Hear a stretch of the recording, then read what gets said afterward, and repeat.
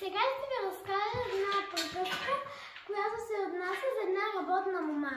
Имало едно време един мъж, който искаше да омъжи сина си за една работна и хубава мома.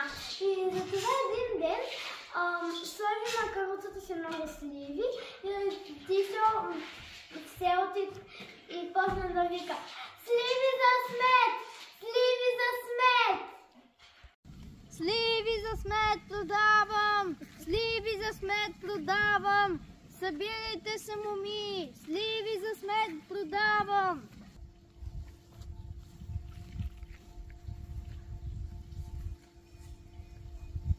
Гледай! Къв глупав човек! Той продава сливи със смет! Ах, че глупак!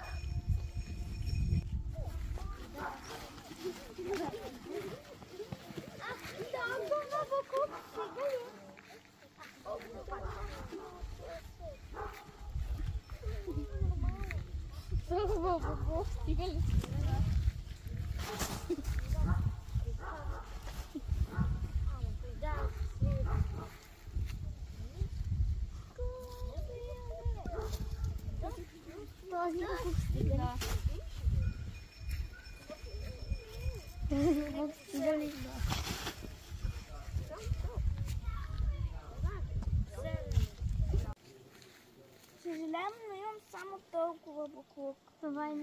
Това за съжаление не стига за една слива.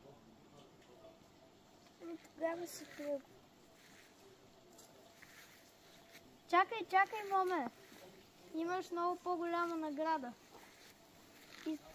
Ти ще станеш на синът ми невеста. Защото си много красива и работна.